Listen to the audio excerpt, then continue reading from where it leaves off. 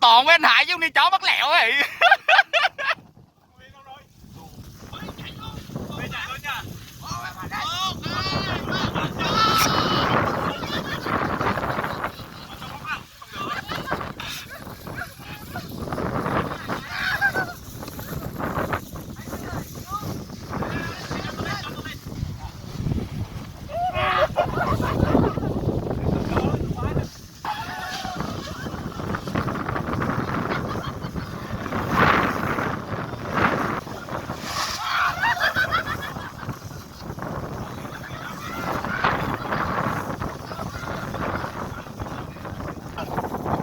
Rồi quay đầu đi.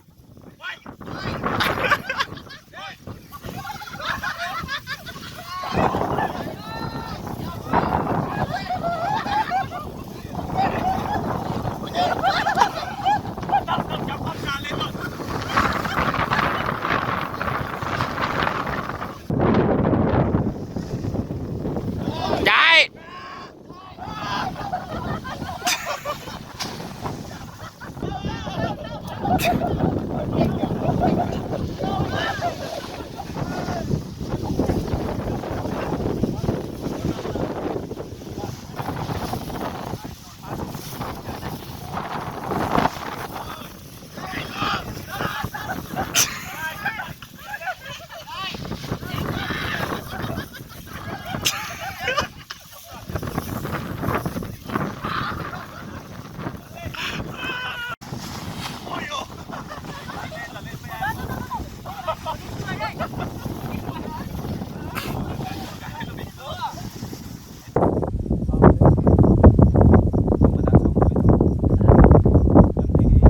Anh ấy Hải thấy không, anh ra rồi cái đó là anh mắc đáy luôn đấy, nó pít thấy mẹ luôn.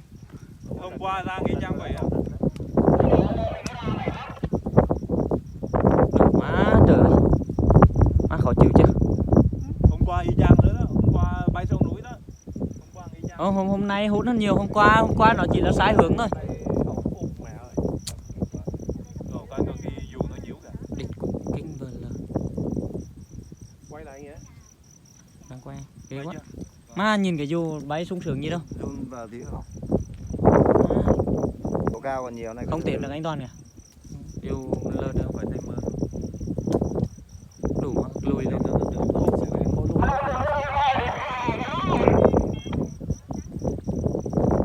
Nhưng mà dù nó ổn định rồi đó, dù bây giờ Ok. Đang thì anh đang cố giữ để ổn định á lúc. Thấy anh Long, em nói rồi, mẹ nhiều khi phải lưới cá xong dính mệt lắm, mà đó là máy là người ta bay giỏi đó. Mình ra là anh hiểu là ăn đàn lên luôn anh, nên bữa sau những cái mà thấy gớt. Thì anh đang gần Cố xuống gắng cái được đường. xuống, nó cố gắng được thì xuống đường luôn đi. Thôi đừng nói Long, đừng nói. Không, anh nhìn thấy đấy. Người ta bay giỏi hơn mình, thì chứ mình nói. Đù mẹ nó lại nâng lên kìa. Lên. Ông ấy đang cố gắng hạ xuống đường đấy. Đúng mà. Đang cố gắng hạ xuống đường nhưng mà không xuống được. Hai tay đang bên kia nên không bấm đam không gì được.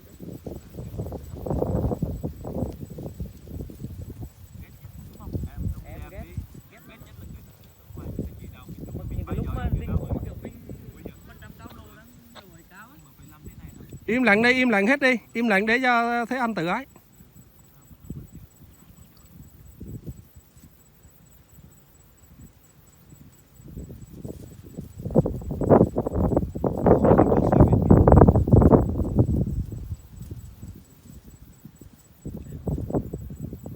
Đủ má cái chỗ đó nó gớt hổm ghê vậy. Coi nâng lên kìa, coi nâng lên kìa. Thấy không, cứ xuống lên lại thấy không?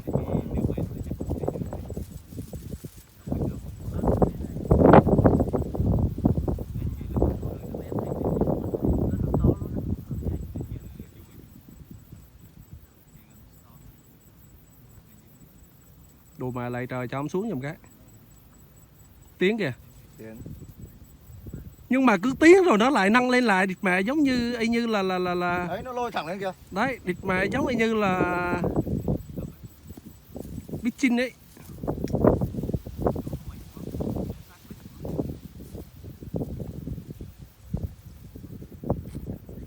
Đấy, lại lôi Đồ lên. mà lại lôi ngược lên kìa.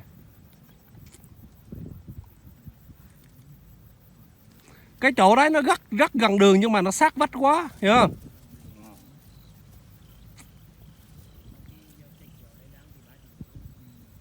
Đồ mẹ cứ xuống rồi lên kìa.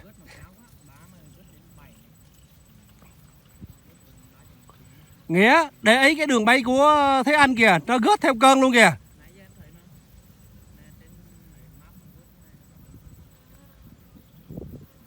Rồi vào bụi. Không vào đâu. Vào bụi an toàn hơn. Vào bụi an toàn hơn, em đang nói thiệt mà.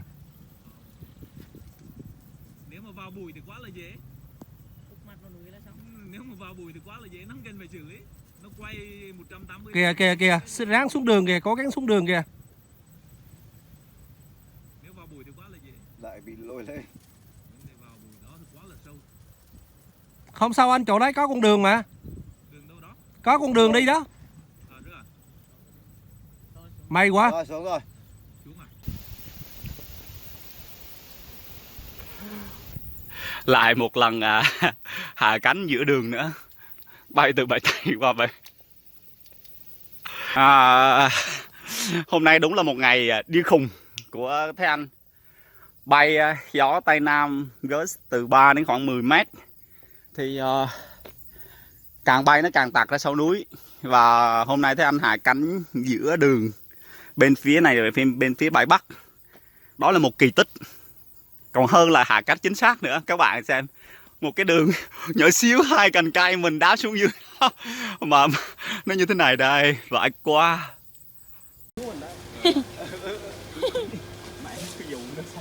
Em đứng trên xuống đường. Ở đây có hai anh bộ đội. Đây, đủ ma 4 bánh đi cứu. Không có một giây phút nào để bật GoPro ấy. Không có một giây nào hết á. GoPro đâu, gầy á? Không có Đủ một mà giây luôn. ra liền nó ném cái liền ngồi đó mà GoPro. ra mà đưa tay vô đai cái là chết ngắt. Chơi trong location anh gửi Facebook á.